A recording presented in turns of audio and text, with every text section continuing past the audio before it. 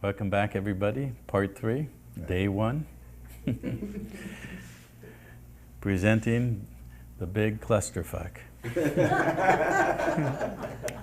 Actually, I'm going to write in a new a character into my great novel. Clusterfuck. Been writing a novel for 10 years. Haven't gotten very far, but it's about a Jewish metaphysical private eye named Seymour Light. And he's in search of the answers to life, slightly autobiographical. And his guru, who is also his attorney's name is Jack Shit. And when he meets Jack Shit, Jack gives him a card that says, "Jack Shit, attorney at law, now you know." So he can never be told, you don't know Jack Shit. Yes, I do. He's my attorney. And Jack is the son of a Polish immigrant named Chaim Shatowski, who moved to San Francisco from Poland and shortened his name to I Am Shit. And had 4 children, Jackson, Noel, Bolowicious, and Joy. And so Jackson became Jack Shit, Noel became No Shit, Bolowicious became Bullshit. And once you know Jack Shit and you really get it, you go no shit, then everything becomes bullshit and there's nothing left but joy. That's great. And the opening of the book, he receives a message from God and instructs him to go in search of the cosmic wow. So he goes and talks to Jack and says, "Well, what do you think this is?" And the only capitalized word in the line is wow, and they turn it over and it smells mom. So it's all about the ass backwards, upside down reality. So Jack and Seymour go in search of the light and go through the New Age smorgasbord of everything that I've been talking about and go in search of the cosmic wow. And in the end they find it's just good old mom. Wow. Oh, I get it. Wow. Wow.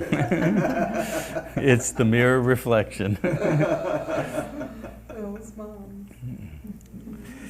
So, but it's handwritten, the message from God, and Jack starts analyzing the handwriting, and he says, well, the way the loops and the open letters are, it's like whoever wrote this has an inferiority complex. Yeah. And Seymour says, you're talking about God. He says, well, maybe the Son wrote it. And Seymour says, you can't be talking about the Son of God with an inferiority complex. Seymour says, are you kidding? I have an inferiority complex with my dad. How would you like to be the Son of God? How inferior would you feel then?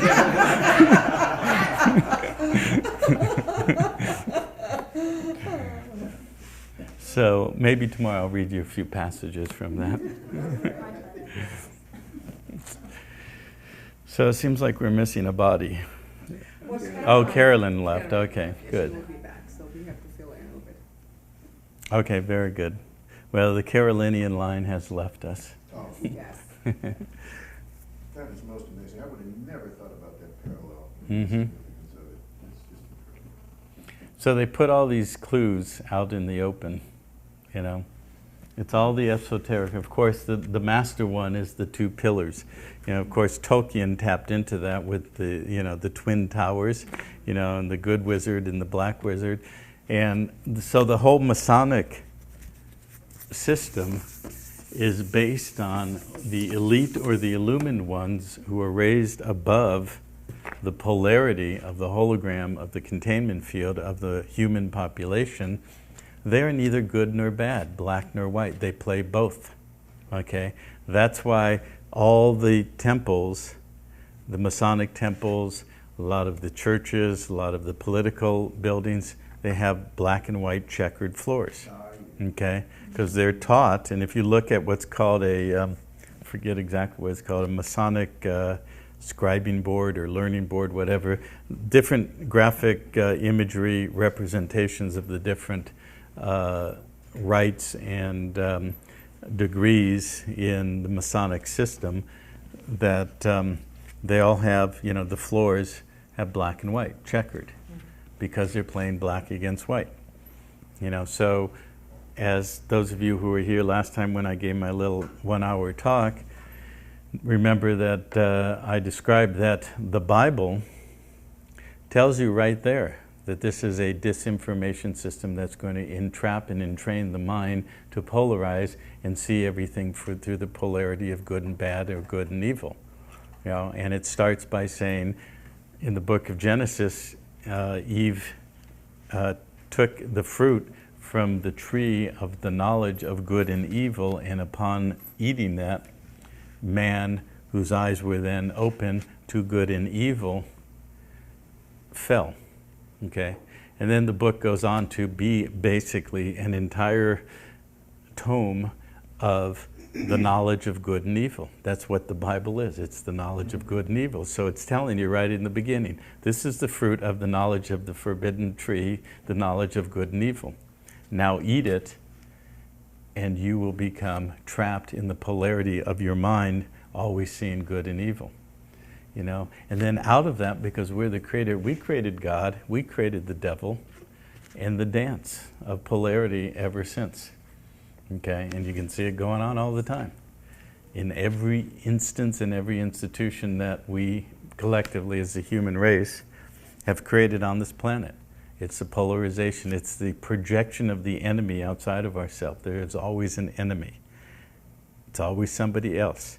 And if there's an enemy, that means I am a victim, and therefore I'm subjugated to my own creation of polarization between good and evil, or the enemy and my tribe versus the enemy's tribe, and so forth. And who was your friend today becomes your enemy tomorrow, or your enemy today becomes your friend tomorrow. You know, it's always the dance. And the master manipulators who play the black and the white checkerboard just move it around, you know, with a long-term strategy of ending up with the template of the New World Order to deliver when he shows up. Mr. Anu.